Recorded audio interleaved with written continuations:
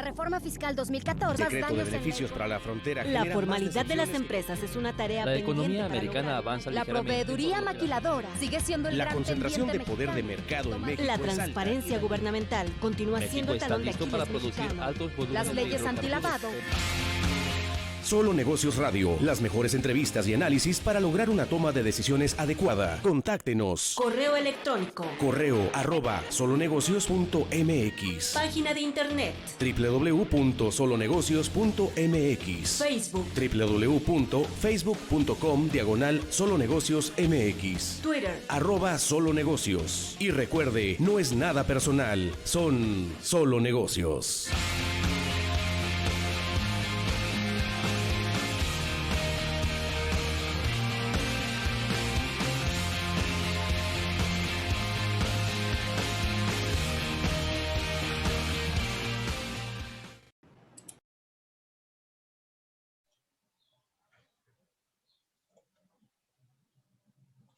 ¿Qué tal? ¿Cómo está? Mi nombre es Alejandro Sandoval, los saludo con mucho gusto. Esto es Solo Negocios Radio.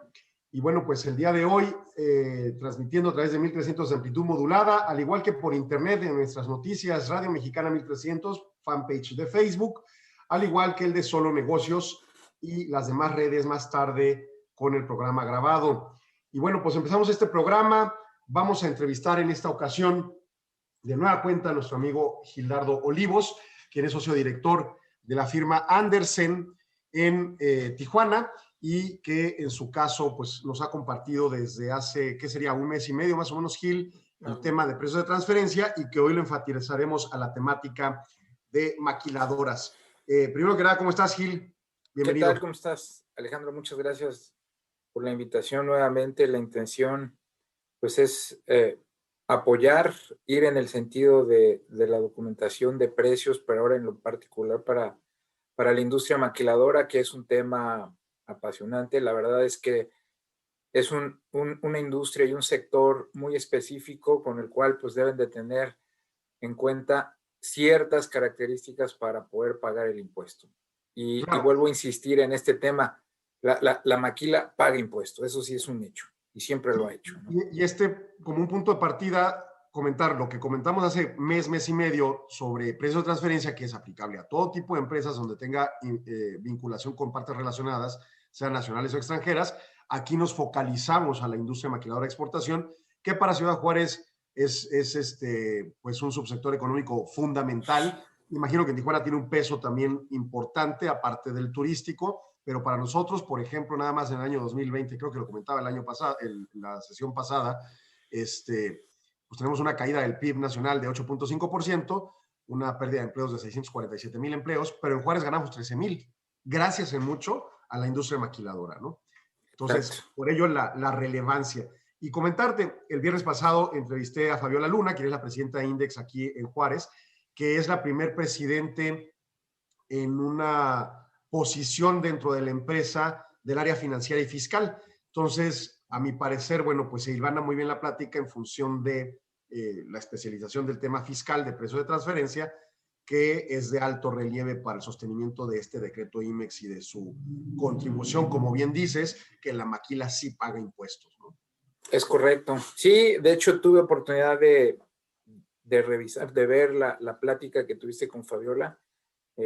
Muy interesante en sus puntos, en la sección, tanto la parte fiscal, la administrativa financiera, como la de cumplimientos y revisión en los casos actuales ya en el hoy, ¿no? Que comentaba ella, todavía se sigue procurando cuidar al sector, ver los cumplimientos, el tema de operaciones reportables, que también es un tema de ojo de huracán, en donde hay que revisar con claridad la real necesidad de poder cumplir con esta obligación fiscal cuando ya eres una compañía y un sector que está fiscalizado a través de un par de opciones en la misma ley, que es el Safe Harbor o el APA, en donde tú ya estás entregando información a la autoridad y no por una planeación per se que la compañía maquiladora tenga, sino es una obligación. Entonces, bajo este criterio y las consideraciones que la misma ley contempla, pues se me hace complicado pensar que todavía tenemos que hablar de que se está haciendo una planeación fiscal cuando las reglas ya están suficientemente claras, en donde no estás buscando un beneficio fiscal, estás buscando un cumplimiento fiscal con este par de artículos en la ley, en donde te obliga como tal a evitar tener un establecimiento permanente y a cumplir con el pago de impuestos de acuerdo a la elección que tú tengas con relación a un APA o a un safe harbor, ¿no? De acuerdo. Gil, si te parece, comparto la pantalla con tu presentación. Muchas gracias, sí, por favor. Y arrancamos. Ahí en segundos se va a ilustrar.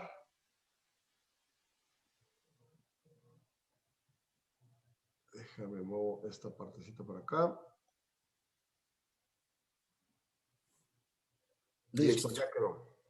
Muchas gracias. Pues aquí tenemos esta presentación que nos preparaste con el propósito de conocer esta metodología para maquilas en este tema de alta relevancia de precios de transferencia, ¿no? Sí, definitivo. Mira, realmente la metodología para maquiladoras en México y su régimen fiscal, para ser conciso, la intención de la autoridad es que todas las maquiladoras en el sector cumplan, uno, con no tener un establecimiento permanente en México y con pagar sus impuestos de acuerdo a la mecánica que estos elijan. Durante los años justo a partir del 2014, cuando hubo un cambio de ley respecto a las oportunidades de cómo se van a fiscalizar a las empresas maquiladoras, resulta que se regresa a un esquema como en el año 2000, en donde puedes tener la aplicación de un APA o aplicar el Safe Harbor, que son las dos mecánicas que puede decirte la ley del impuesto sobre la renta que tienes que cumplir. Si quieres pasarle a la siguiente lámina, por favor. La intención prácticamente para estas empresas pues es cumplir con las nuevas disposiciones a partir del 2014, en donde las empresas mexicanas deberán de tener un contrato con un principal con el cual México tenga un convenio para propósitos fiscales en el otro país del cual esté ubicado el principal. La intención de esto es para propósitos de evitar el establecimiento permanente en México. Y dentro de la ley del impuesto sobre la renta, los artículos que involucran esta participación son el 182 y el 183, en términos de que el 179, 180, 181 también son parte de la documentación de precios, pero en lo particular para las maquiladoras serían estos dos que te comento, que el 183 habla ya también y en lo particular de los famosos shelters o maquiladoras de albergue. ¿De acuerdo? Y aquí cabría mencionar, para dar un contexto global, uno de los temas que platicaba muy claramente y estamos, creo que en sincronía con Fabiola, es que la maquila vive sobre un decreto presidencial. Sin embargo, una parte que legalmente sí tiene en jerarquía legal de ley, valga la redundancia, es precisamente en estos dos artículos de la ley de impuesto sobre la renta. O sea, la estructura de la existencia de la maquila está sobre un decreto presidencial, sobre el ánimo de un presidente que está a cargo y permite su existencia por ese decreto. Pero la parte fiscal sí está en ley, ¿no? Sí, exacto. Ese es el gran punto que bien destacas, porque, como bien decías, venía siendo a partir de un decreto presidencial y en 2014 se incluye en ley el mecanismo de qué es una maquiladora y cuál sería el propósito de una maquiladora. En el ayer, vamos a pensar hasta el 2013, la figura de una maquiladora empezó un poquito a desvirtuarse en términos de la esencia de esta. Para empezar, una maquiladora, como todos sabemos, es una entidad moral en donde tiene un espacio con maquinaria, con la cual recibe materia prima, hace un ensamble y en estricta teoría todo se regresa al corporativo, ¿no? Cruza la frontera para que después el dueño de ese material pueda disponer de ella, ya sea vendiéndola, distribuyéndola, etc. Pero el único servicio que se presta en México es ese, el servicio de ensamble para propósitos de los productos que dicha entidad moral tenga a cargo. El problema que se dio en aquel entonces es que, y digo en 2013, además de hacer estas actividades, podía empezar a tener ventas en México, empezar a tener servicios o préstamos directos a la compañía y empieza a haber ciertas transacciones adicionales a la original que empezaron a desvirtuar un poco el sentido de la maquiladora. ¿Qué sucede? En 2014 lo que procuran es dejar en ley la nueva definición o el término de maquiladora, en donde es como lo platicaba en un inicio, en donde se vuelve muy magra la transacción, se busca una transparencia en la mecánica de trabajo y se agregan algunos puntos adicionales en donde al menos las maquiladoras que están en México deberán de trabajar con activos, propiedad residente en el extranjero, al menos al 30%. Entonces hay ciertos lineamientos y consideraciones en la misma ley de impuesto sobre la renta que determina y configura la estructura y la definición de qué es una maquiladora en términos de cómo trabaja y las funciones que esta tenga, ¿no? Ya si tú empiezas a tener, por ejemplo, algunas ventas en México, ya te saca del esquema de maquiladora y ya no podrías considerar o caer como es, entonces empiezas a tener ciertos riesgos por el tema del establecimiento permanente, porque en teoría y en principio, el ser una maquiladora, lo que te ayuda a quitarte el concepto de establecimiento permanente sería aplicar una de las dos funciones de pago del impuesto, dígase un safe harbor o un APA. ¿De acuerdo? Que es lo que también... Ahora, nada más para contextualizar también. Ajá. Perdón, el establecimiento permanente, ¿cuál es el riesgo de ser establecimiento permanente? El riesgo es que al final del día en México tuvieras que pagar no solo por los ingresos que tienes en el país, sino por los ingresos que tuvo tu propietario o en el extranjero para propósitos de que también sean sujetos a un impuesto en México. Cosa que en la realidad... O sea, básicamente una duplicidad de impuestos. De alguna manera, o a lo mejor extender el efecto de una ley mexicana a una persona moral en el extranjero que tenga que pagar impuestos en México por ese establecimiento que estás generando en el país. Dígase esa persona moral, compañía maquila, que estuvo laborando, ¿no? Entonces, esto es lo que te quita el establecimiento. De acuerdo. Tengo que hacer un corte comercial en radio. Nos quedamos en redes sociales, si te parece. Dame unos segunditos. Correcto. Volvemos.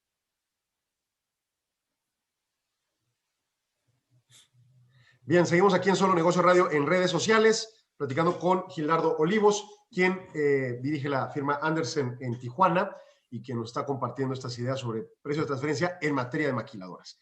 Y contextualizando lo que hemos comentado, bueno, pues enfáticamente este tema de que la ley, como dices, queda modificada de manera que sí hace una clara mención de lo que es una maquila, independientemente de que la existencia de la maquila persista por medio de decreto presidencial, lo cual le da una mejor certeza aunado a que fiscalmente le permita pues un afianzamiento. Pero en tu opinión, este cambio de 2013 que citas o de la reforma 2014, ¿es positivo globalmente o hay una posición de perjuicio o da más certeza? Yo no sé, ¿cómo lo podrías enjuiciar el planteamiento? Fíjate que el tema que registró esto fue un poco la seguridad por parte del gobierno, de la autoridad fiscal, a evitar que esquemas y escenarios de maquiladoras pudieran tergiversarse y hacer que la compañía, bajo un escenario maquiladora, pudiera tener transacciones adicionales que al final del día, en lo fiscal, pudieras manejar el impuesto de tal forma que lo pudieras reducir más en el pago mexicano. Lo que hizo esta ley fue transparentar todo, hacerlo más magro, que de alguna manera es positivo, y ahora viene el cómo revisar que esto sea positivo. Simplemente que te redujeron a dos opciones para el pago del impuesto. El safe harbor, que es una reglita que ya viene en la ley del impuesto sobre la renta, y un APA, que lo consideras y lo solicitas ante la autoridad para poder negociar, porque al final del día eso es lo que te pretende, es un acuerdo amistoso que tú generas con la autoridad, en donde tú estás dispuesto a darle información, que ellos revisen la metodología que vas a aplicar para que el pago del impuesto lo tengas correcto. Esta es la parte que a lo mejor hay que pensar un poquito, que la autoridad, pues por la situación, ha sido rebasada por el número de APAs que tienen es muy, vamos a decir, difícil para ellos darle salida o prioridades a los casos, y es ahí donde nosotros como firma buscamos tener una buena relación con esta autoridad para propósitos de ayudar a los contribuyentes, que son nuestros asesorados, a que puedan cumplir de manera razonable, práctica y de alguna manera consensada con la autoridad, ¿no? Sobre todo ahora por el tema del COVID, que es el caso típico que ahorita estamos revisando de los efectos que tuvieron estos gastos extraordinarios en el 2020, ¿no? Entonces, es positivo. Déjame voy regresando al radio. Sí. Ahí regresamos aquí a 1300 amplitud modulada y bueno, pues nos quedábamos con esta definición o clarificación que nos hace Gil sobre el establecimiento permanente y su implicación. Aquí pasamos a la siguiente parte, sí. Perfecto, muchas gracias. Entonces, al tener ya una claridad de quién es o quién puede otorgar un servicio como maquiladora, trabajar bajo un contrato específico de servicios, en donde el extranjero va a suministrar la materia prima para que la maquiladora en México haga el ensamble de la misma y que éste se encuentre en términos temporales para un retorno al extranjero, también debe de considerar que se va a considerar maquila toda la actividad que tenga como tal, como maquiladora, y solo eso será su ingreso. Y deberá venir precisamente del mismo tipo de actividad que tenga como prestador de servicio de maquila. Actividades diferentes como compra de productos desvirtúan y ya no te permiten calificar como maquila. ¿De acuerdo? Este tipo de circunstancias debe quedar claro porque las empresas en México que son maquiladoras tienden o pudieran tender, ahora ya es menos, pero sí dejarles claro que la intención de querer vender en México ya no es posible. De comprar productos para reventa tampoco es posible, sobre todo si vienen del extranjero, porque a veces no tiene la posibilidad el corporativo de mandar el producto a X, otro cliente de la maquiladora. Entonces México cae o puede caer en el error de te compro una porción y esa porción la revendo. No es posible, de acuerdo a las características de una maquiladora, para propósitos de cumplir con las reglas. Una pregunta más de comercio exterior quizá, pero ¿pudiera vender en México importando definitivamente ya esos insumos y ese producto revalorizado por el proceso de la maquila?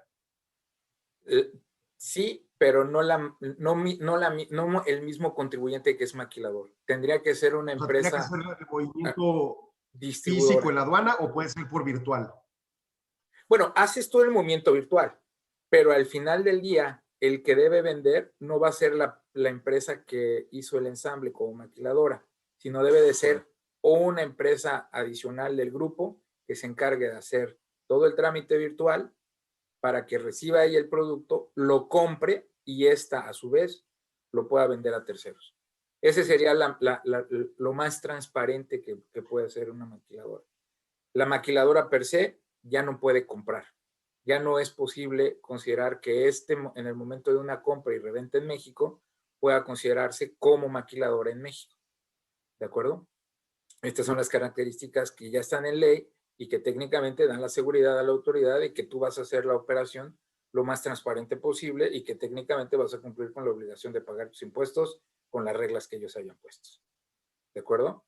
Y aquí citas un punto importante, la cuarta viñeta que dice mercancías nacionales y extranjeras que se incorporan al proceso deberán retornarse con el producto final, incluso las nacionales. O sea, muchas veces puede haber buen suministro de insumos directos a la maquila, pero tienen que estar dentro del paquete maquila, no pueden ser contemplados para ese tema de ventas nacionales, ¿no?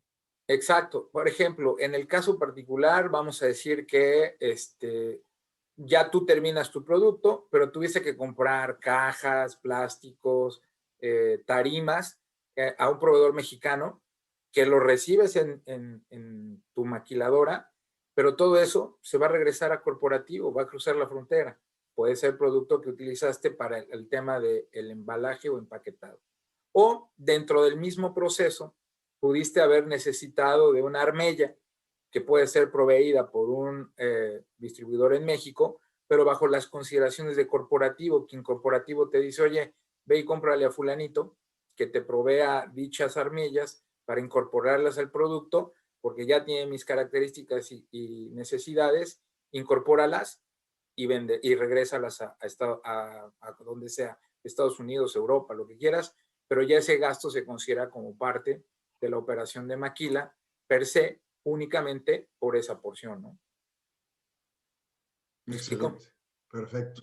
Entonces, son situaciones atípicas. Hay que revisar, no fue para comprar y revender, sino fue para adicionar al producto, en donde el producto final que tú vas a tener, lo vas a regresar completo por instrucciones de tu corporativo a donde ellos te digan cruzando la frontera. Y este punto final, yo digo que en términos económicos va en contravención de la expectativa de incrementar ventas mexicanas, pero bueno, el proceso de transformación debe realizarse con maquinaria y equipo propiedad del extranjero. Digo, no tiene que ser maquinaria y equipo extranjera, pudo haber sido comprado en México, pero tiene que ser propiedad del corporativo, ¿no? Fíjate que ese sí es un punto muy importante, porque al final del día lo que te dice la ley del impuesto sobre la renta es que el activo con el que tú trabajas, en los términos regulares, te lo tendría que haber proporcionado el corporativo en el extranjero. ¿Qué quiere decir? Tú abriste, ellos dijeron, vamos a abrir, voy a llamarle workshop en México, en donde yo te doy toda la maquinaria, todo el equipo que necesites, te mando los inventarios de productos para que los ensambles y los regreses. Todo eso va a ser mío como propietario en el extranjero. ¿De acuerdo? Sin embargo, hay ocasiones, y en el largo de los años, las maquiladoras han tenido que hacer lo que tú dices. Tienen que generar una máquina nueva que se acople a las necesidades en México y pueda decirse que se compró o es maquinaria de la propia maquiladora, ¿de acuerdo? Como su activo dentro de los libros del contribuyente mexicano.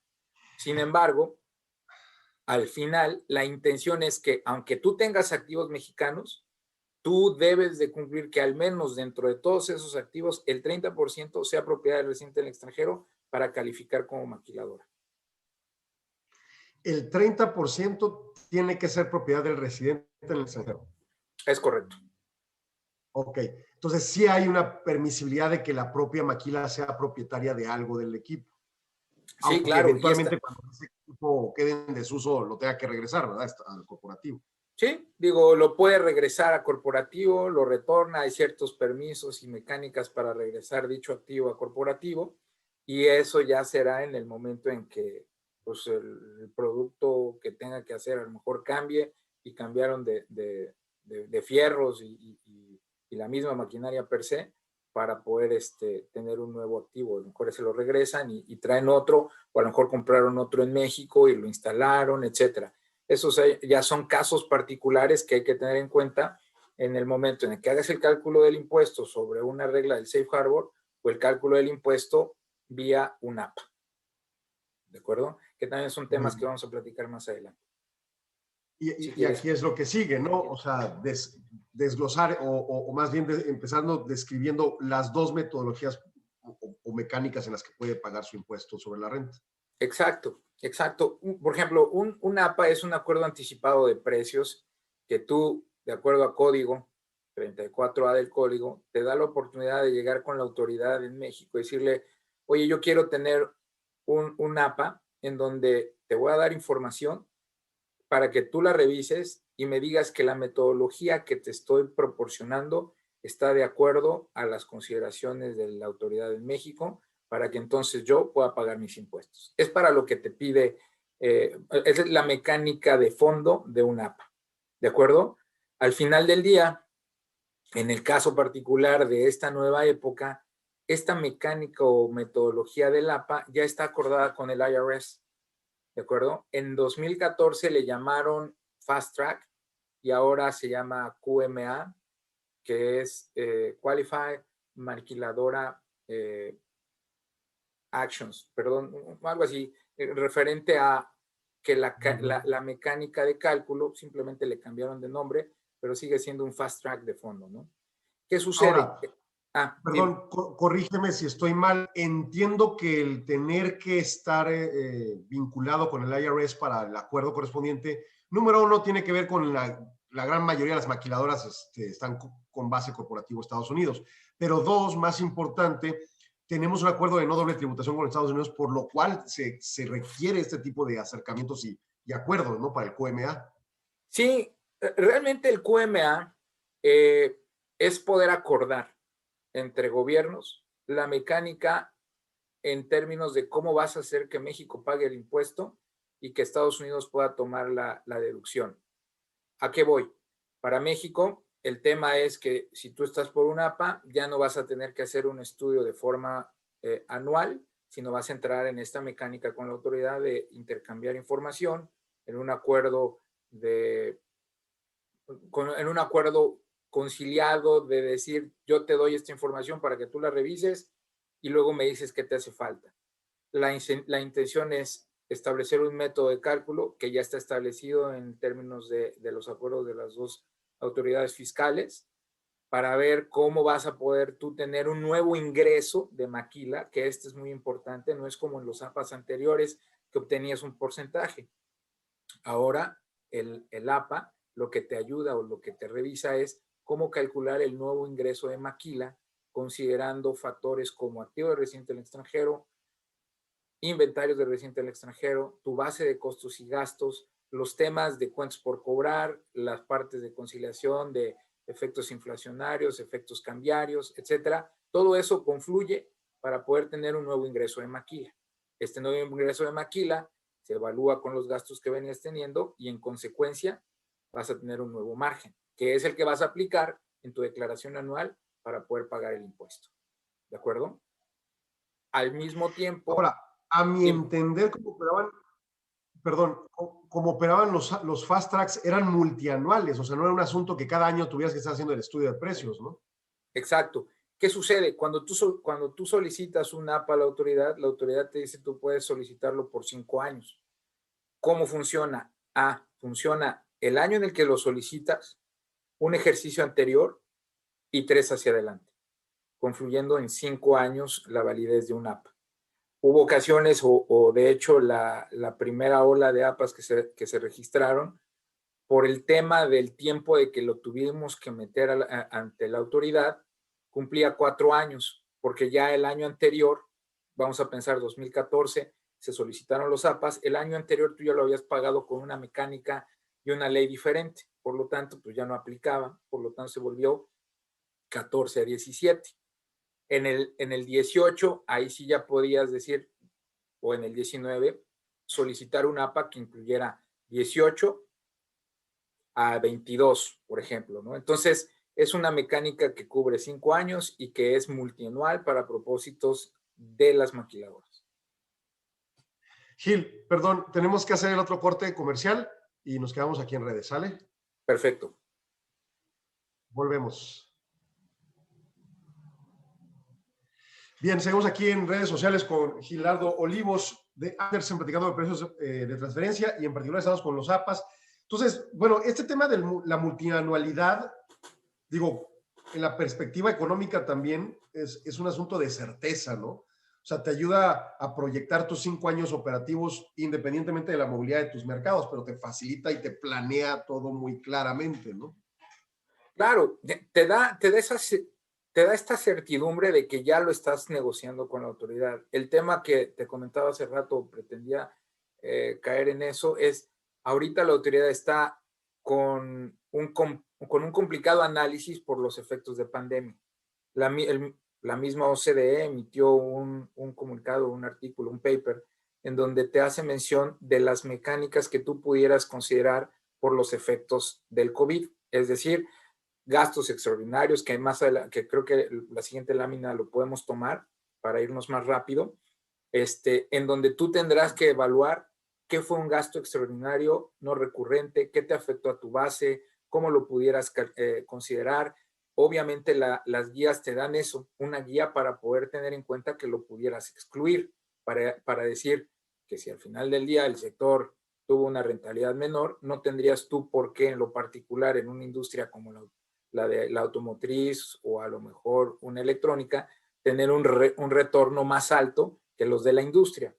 O al revés, me quedé muy debajo debido a los gastos extraordinarios de pandemia y no tendría yo que ajustarme a la alza para poder cumplir con el pago del impuesto. ¿Por qué? Porque hay elementos de la pandemia que generaron que yo gastara de más por algo que yo no tenía de alguna manera previsto y por lo tanto me inflama mi base de costos y gastos, que al final del día es mi ingreso en un futuro, porque se agrega un margen, ¿no?, en la industria maquila. Claro.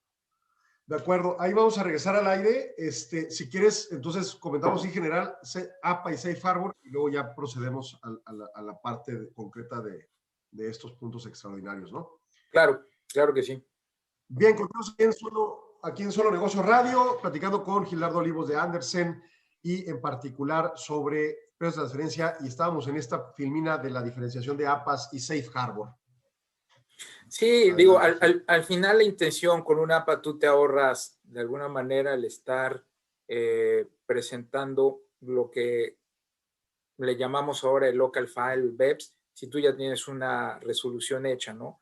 Pero al final ya es un tema de ir intercambiando información con la autoridad, y que esto obviamente te brinda más certidumbre porque de alguna manera ya estás en contacto con la autoridad con la cual está revisando tu caso, y no necesariamente se considera como auditoría, ¿de acuerdo? Es un acuerdo entre las partes. En cambio, el Safe Harbor, pues sí te da de alguna manera una facilidad administrativa, pero no te permite en algún momento poder considerar temas como los de la pandemia, que al final del día pueden ser un efecto importante en la rentabilidad de la empresa, que al final, pues por Safe Harbor, como está la reglita o la mecánica, eso es lo que te toca y es lo que hay que pagar, y no hay forma de negociar, ¿de acuerdo? Por otro lado, el tema de los activos, los inventarios, pues te pueden generar una revisión por parte de la autoridad en términos de que no los estás contabilizando correctamente, no hay un match entre lo que dice tu data stage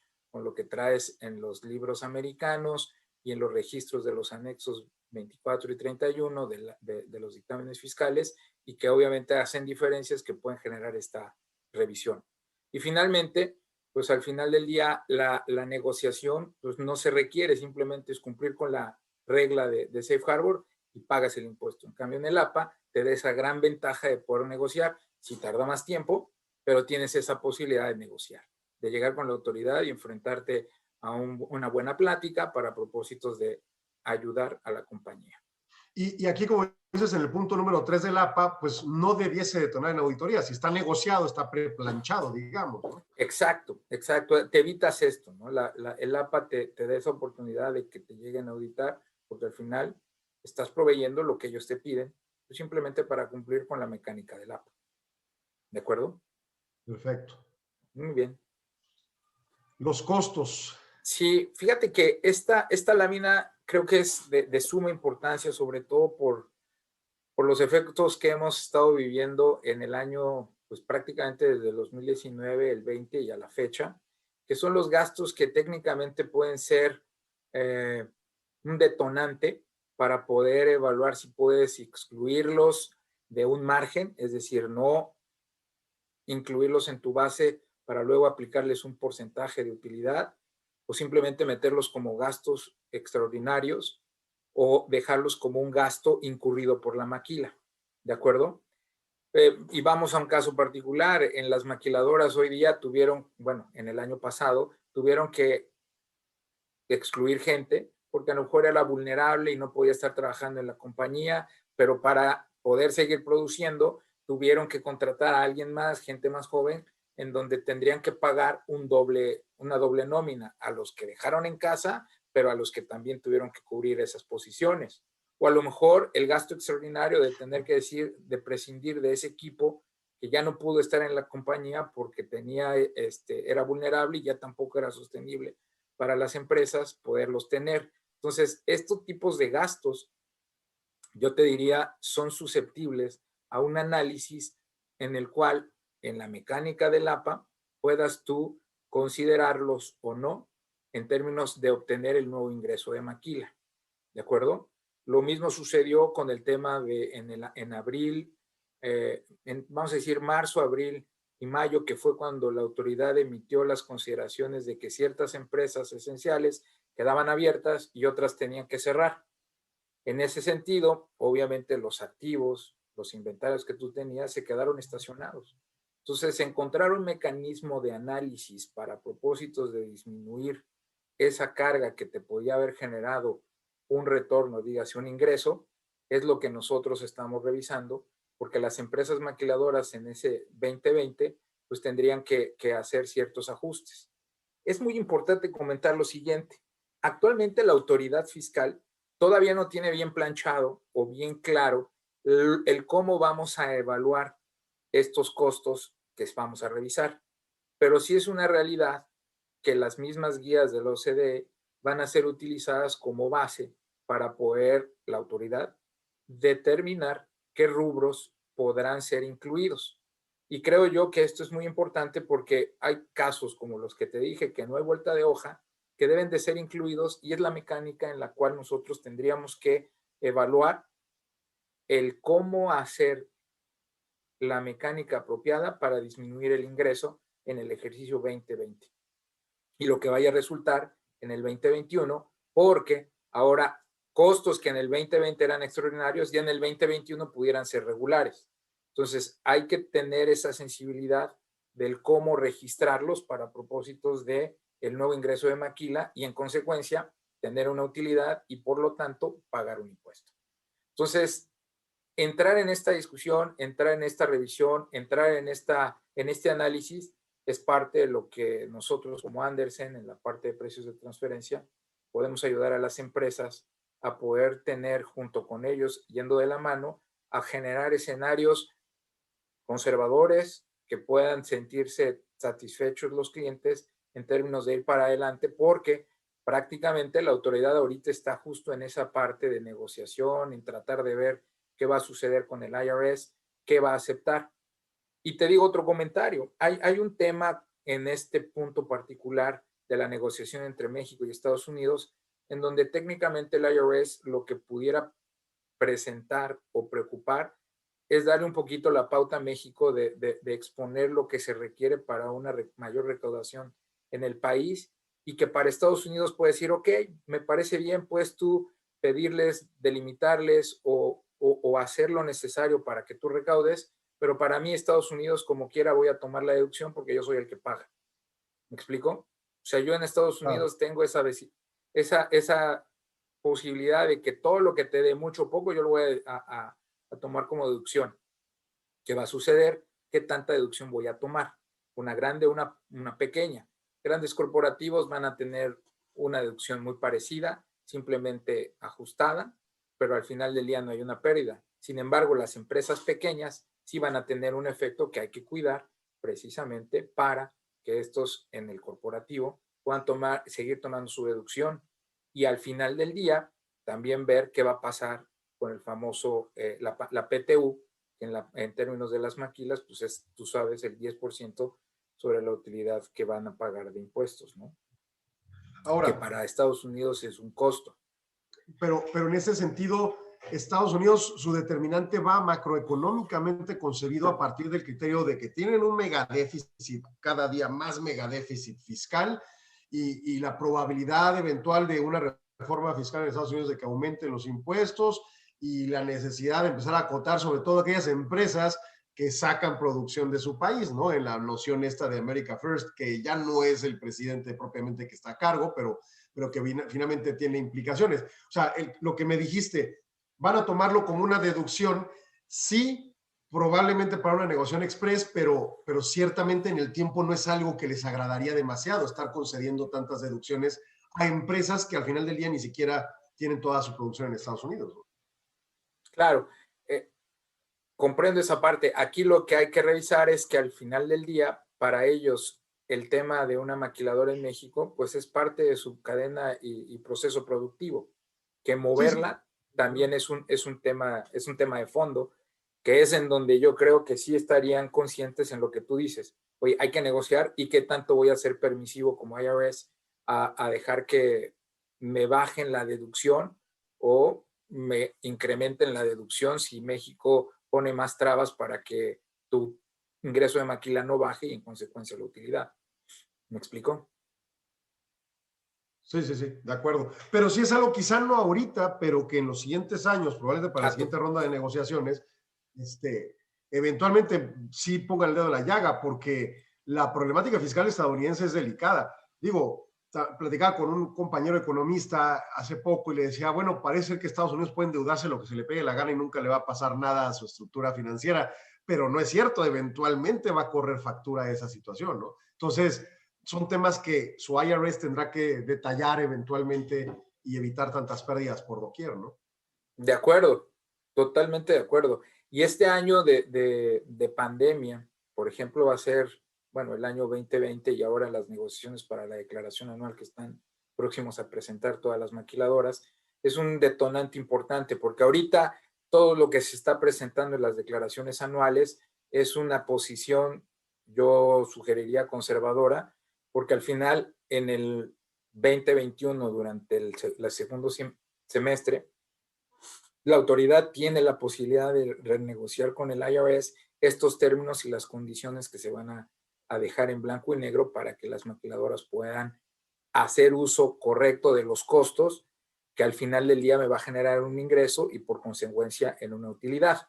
Y es ahí en donde ya pudiéramos nosotros, y lo digo desde ahorita, poder pensar en una declaración complementaria del ejercicio 2020 por las consideraciones COVID, por los cambios en el ingreso y en consecuencia, pues a lo mejor pagaron en exceso que luego ya pudieran compensarlo en otros años o de otra manera, ¿no? Entonces, creo que estas son las salidas que ahorita las compañías maquiladoras pudieran tomar para propósitos de ser conservadores, pero al mismo tiempo irse preparando con análisis alternativos que les puedan brindar seguridad y certeza de los cambios que el COVID les obligó a hacer, ¿no? Sobre todo en los gastos de sanitización, ¿no? Los empleos vulnerables, el tema de la nómina en cuarentena, acá en Ciudad Juárez maquilas que cada determinado periodo, o sea, que todo constantemente están haciendo pruebas serológicas que cuestan un dinero y luego cada cierto periodo mandan a hacer las pruebas PCR que cuestan un dineral. Entonces, no solo es limpiar la planta o los espacios, sino estar revisando a su personal, pues de no tener problemas salubres, ¿no? Más por la parte obviamente humana, pero también cuando tienes a un seguro social amenazando de que te lo va a convertir en prima de riesgo eventualmente si una persona se te muere, ¿no? O algo así. Entonces, claro, no podemos corriendo esos riesgos contra costos que eventualmente tendrán que aceptarse en estas mecánicas de fiscalización, ¿no? Totalmente de acuerdo. Y que al final del día, el cálculo de lo que te estoy platicando en el análisis de un APA con los temas de costos y gastos y estas consideraciones que están en pantalla, también hay que dejar claro que debería o pudiera existir en los comparables que la autoridad tenga para poder tener una rentabilidad de los sectores que está analizando, que técnicamente son el electrónico y el automotriz. Y luego hay uno que le llaman otros, que es la combinación de los anteriores. Pero prácticamente hay que revisar, hay que meterse a evaluar qué gastos tuvieron los grandes corporativos que estamos utilizando como comparables y que realmente puedan estar identificados. Entiendo que a nivel IFRS también hay una mecánica de poder identificar dichos gastos que para propósitos de nuestros análisis va a ser más práctico ver si voy a poner nombres y generar un Delphi a nivel corporativo que pueda ser comparable, qué tantos gastos pudieron identificar en Estados Unidos en corporativos sobre este tema de pandemia que puedan ser excluidos o tratados en sus reportes anuales para que nosotros en México hagamos lo propio y poder hacer un nuevo margen o una nueva mecánica de márgenes para estas maquiladoras en el periodo de pandemia. Ok, Gil, perdón, tenemos que hacer corte final y regresamos en unos segundos. Muchas gracias. Entonces, si este tema, bueno, ya ahí estamos en el corte de redes sociales, este tema de costos es bien delicado para esta negociación, ¿no? Totalmente. La verdad es que sí es una calidad de acercamiento con la autoridad a través de la manera del asesor y apoyado por el INDEX, ¿no? Porque al final del día creo que el INDEX no debe perder, como decía Fabiola en la intervención de la semana pasada, que la relación que deben tener con la autoridad en temas fiscales debe de ser muy cercana. ¿Por qué? Porque técnicamente esto es un efecto directo para la planta productiva. Si tú les incrementas el impuesto, o la mecánica de limitantes para poder bajar el ingreso, les va a pegar y muchas van a decir, mejor no me quedo y me voy, que son costos importantes para el país, ¿no? Creo que ese es un punto Claro. a evaluar y es de donde partimos nosotros en una relación y una sana relación con la autoridad de manera directa y a través del INDEX, ¿no? Prácticamente. Excelente, Gil. Ahí vamos a regresar. Dame unos segundos. Pasamos a la otra, aprovechamos. Sí. Bien, Gil. Regresamos al último segmento. Y pues aquí tenemos el tema de las metodologías. Exacto, que prácticamente ya es una mecánica sabida por las compañías maquiladoras en donde pues el fast track o el QMA, como le llaman ahora con relación al procedimiento que deben de seguir estas maquilas, es determinar, parecido a un safe harbor, si eres intensivo en activos o eres intensivo en costos, tener que evaluar tus activos que deben de ser a valor en libros del residente en el extranjero, porque muchas veces no tenemos esa información y tomamos el símil en safe harbor y no necesariamente es lo correcto, porque estás perdiendo ciertos beneficios. Recordemos que vía la mecánica del safe harbor, las compañías deben de tener siempre al menos un retorno del 10% sobre sus activos, es decir, nunca los vas a poder dejar en cero el valor de dicho activo. En cambio, con los libros del residente en el extranjero, sí puedes afectar, quitar esos activos y en consecuencia tener un número o un monto menor por esos activos que estás utilizando.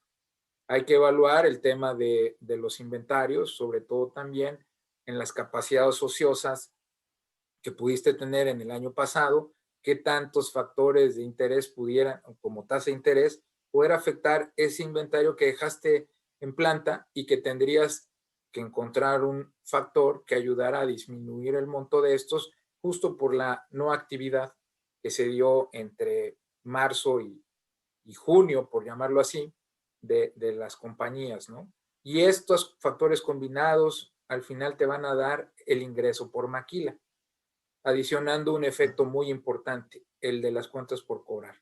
El tema de las cuentas por cobrar es algo que siempre ha venido conflictuando a las compañías porque dejan que la cuenta por cobrar vaya creciendo, lejos de disminuirla. ¿A qué voy?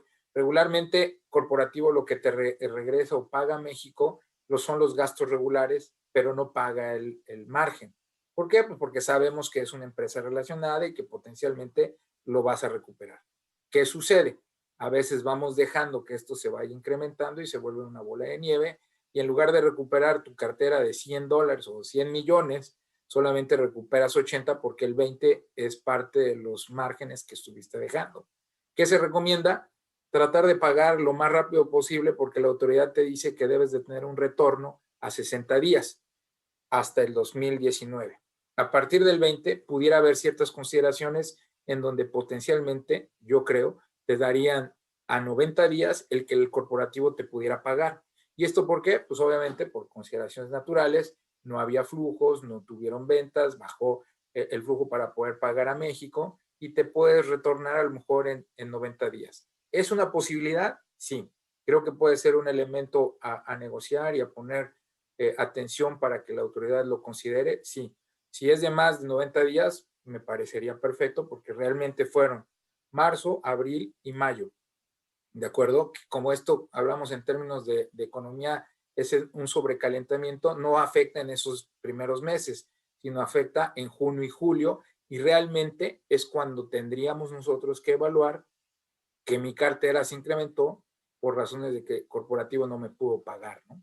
Entonces, esta plática es muy técnica, pero al final del día también da pauta a corporativos a entender que mejorar o identificar sus cuentas por cobrar, tratarlas de reducir a través a lo mejor de un decreto de dividendos o a lo mejor de poder decir no me pagó porque no tenía flujo, encontrar ciertos ajustes con tasas de interés que puedan beneficiar al nuevo ingreso de Maquila para el ejercicio 2020 o 2021.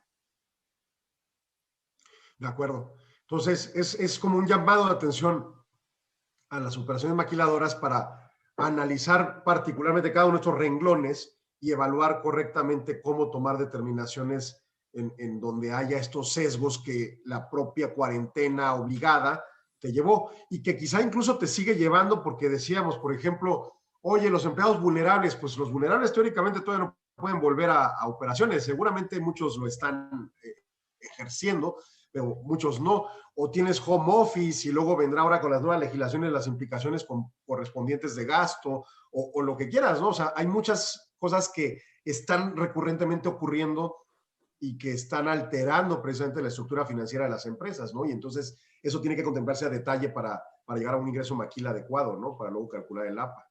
Es correcto, sí. Y aquí yo creo que mucho tiene que ver el fondo con relación a cómo lo pudiéramos negociar con la autoridad. Es decir, la relación que puede existir entre el INDEX y el SAT va a ser básica para propósitos de identificar las variables que no vayan en detrimento de un buen análisis para una empresa maquiladora, sino que al contrario, se unan fuerzas para ser razonables, consistentes en términos mundiales, porque no nada más le afectó a México, afectó a corporativos ya sea en Estados Unidos o en Europa, ¿no? Entonces es un punto a evaluar en dónde está el principal, si en Estados Unidos o en Europa o en Asia, con quienes pues realmente tuvieron ese efecto también de la misma manera que México.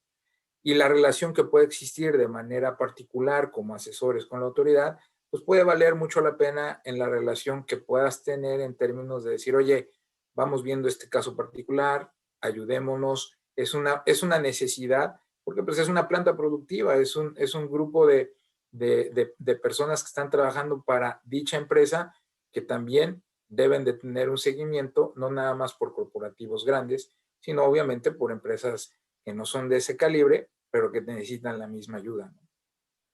Claro, y que quizá en algunas dimensiones y por economías de escala sean más caras las operaciones de empresas chicas que las grandes, ¿no? Es correcto, digo, al final del día ese rubro de ser un corporativo que tiene plantas a nivel mundial, pues los efectos se pueden decir aquí gano, aquí pierdo, pero al final del día es más fácil administrarlos. En otras entidades, pues sí es un tema de fondo el poder apoyarle a la compañía con una mejor negociación, un punto similar, ciertos ajustes que no vayan o que puedan ser paulatinamente flexibles en términos de poder ayudar a las empresas mexicanas en las negociaciones, obviamente, por este concepto, ¿no? Gil, nos quedan 3 minutos. ¿Qué puntos conclusivos puedes brindarnos? Fíjate que el tema de un APA, sobre todo cuando en el Safe Harbor lo que te sale mayor es el 6.9, un APA puede ser la opción para poder disminuir tu base de impuesto en términos del pago que puedas hacer. Y para eso, pues obviamente nosotros como Andersen, tu servidor, estaría muy atento para propósitos de ayudarles con este potencial cambio o análisis de factibilidad para propósitos de hacer un análisis y solicitar un APA por el ejercicio, vamos a pensar 2020 a 2024, porque estaríamos hablando que lo solicitaríamos en este 21, ¿no? El otro punto es la intención de hacer este análisis debe de ser muy en conjunto con la empresa y corporativo para hacerlo razonable, alcanzable y que no vaya a ser de alguna manera un conflicto con la autoridad. Y tercer punto, estar muy en contacto con los asesores para propósitos de revisar cambios, potenciales oportunidades que al final, como asesores, nos sirven para poder plantear o sugerir caminos que puedan ayudarles a tener un mejor desempeño y un mejor retorno en lo que es un APA, ¿no? De ahí entonces, pues con todo gusto yo estoy a disposición aquí en la firma en Tijuana. Mi correo gildardo.olivos@mx.andersen.com y pues para todos estar en atención de alguna duda, alguna sugerencia, ponerme a las órdenes de las maquiladoras, de los contralores, en términos de poder ayudarles con esto. Excelente, Gil, muchísimas gracias. Se me apagó la pantalla otra y por eso se quitó de repente la presentación y cambié de cámara, ¿no? Pero todo quedó perfectamente en la transmisión, entonces no hay problema, no fue justo a tiempo precisamente. Muy bien, no, sin problemas, al contrario, Alejandro, la verdad te agradezco el tiempo, el que nos brindas como firma, como Andersen en México, aprovechar y platicar sobre este tema de maquiladoras que en la región, allá en Ciudad Juárez, pues es muy importante, igual que aquí en Tijuana. En Ciudad Juárez la intención son empresas grandes, corporativos grandes, que fue la primera ciudad que yo recuerde en donde se instalaron las maquiladoras. Ya después acá en Tijuana se empezaron a poblar, pero con empresas de menor calibre, por llamarlo así, ¿no? Sí, pero igualmente valiosas, y aquí también hay empresas chicas, entonces, o sea, sí es un tema que es importante destacar el tratamiento y la capacidad de negociación de cada una ante la autoridad competente, ¿no? Perfecto. Sí, la verdad es que esa es la intención, es procurar asesorarlos de una manera más práctica, sin tomar riesgos adicionales y con miras a un cumplimiento natural para evitar tener un establecimiento permanente en México y las mejores posibilidades en los casos particulares, ¿no?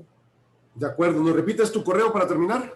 Claro, gildardo.olivos@mx.andersen.com. Estaré a las órdenes de todos en términos de maquilas y agradecerte nuevamente, Alejandro, por el tiempo. Muchas gracias, Gildardo. Muchas gracias a todos por su apoyo. Gracias, Arturo, en cabina. Nosotros nos escuchamos mañana en punto de las 4 de la tarde aquí en Solo Negocios Radio con el equipo de UTEC para temas de innovación y tecnología. Muy buenas tardes. Muy buenas tardes. Hasta luego. Agradecemos su atención. Nos escuchamos de lunes a viernes de 4 a 5 p.m. a través de Radio Mexicana 1300 AM. Contáctenos. Correo electrónico. correo@solonegocios.mx. Página de internet. www.solonegocios.mx. Facebook. www.facebook.com/solonegociosmx. Twitter. @solonegocios. Y recuerde, no es nada personal, son solo negocios.